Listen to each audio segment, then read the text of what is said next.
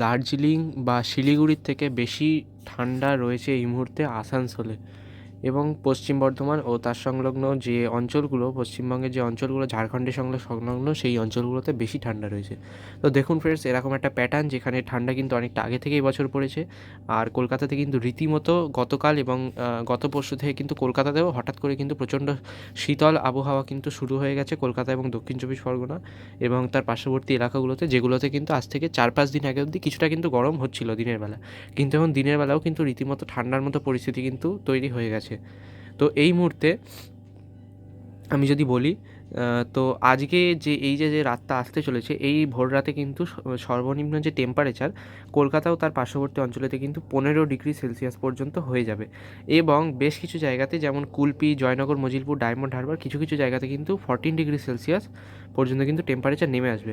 অন্যদিকে খড়গপুর এবং তার পার্শ্ববর্তী যে পশ্চিম মেদিনীপুর, পূর্ব মেদিনীপুর, ঝাড়গ্রামের যে অঞ্চলগুলো রয়েছে সেখানে কিন্তু 12 থেকে 13 ডিগ্রি সেলসিয়াসেতে কিন্তু টেম্পারেচার নেমে আসবে। বাঁকুড়া, পুরুলিয়া এইসব জায়গাগুলোতে কিন্তু 11 ডিগ্রি সেলসিয়াস থেকে 12 ডিগ্রি সেলসিয়াসেতে টেম্পারেচার নেমে আসবে। আর একদম আমি যদি উত্তরবঙ্গের কথা বলি, তো উত্তরবঙ্গের অনেক জায়গাতেই কিন্তু 12 থেকে 13 ডিগ্রি সেলসিয়াস থাকবে, কিন্তু শিলিগুড়িতে কিন্তু 13 থেকে 14 ডিগ্রি সেলসিয়াস থাকার সম্ভাবনা রয়েছে।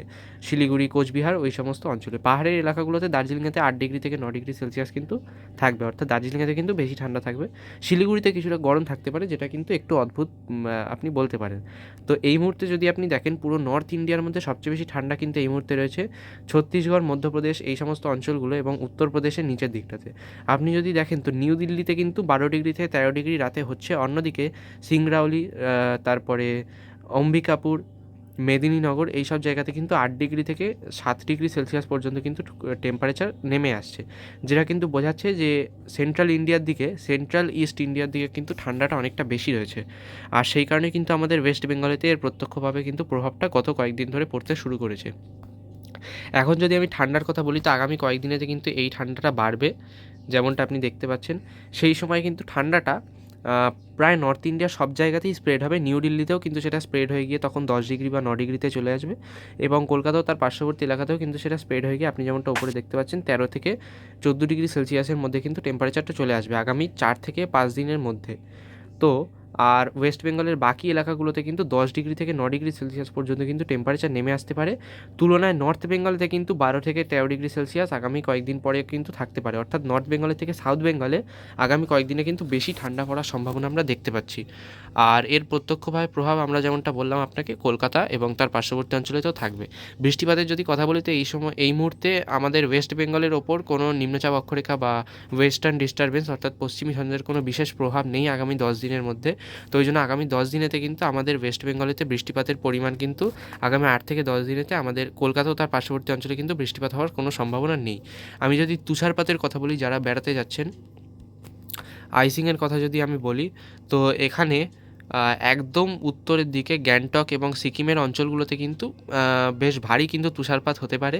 এছাড়াও কিন্তু নেপালের বেশ কিছু অঞ্চলেতে কিন্তু তুষারপাত ভারী পরিমাণে কিন্তু হতে পারে। এছাড়া দার্জিলিং আর তার পার্শ্ববর্তী অঞ্চলেতে কিন্তু এই মুহূর্তে তুষারপাত হওয়ার সেরকম কোনো সম্ভাবনা আমরা দেখতে পাচ্ছি না আগামী কয়েকদিনেতে।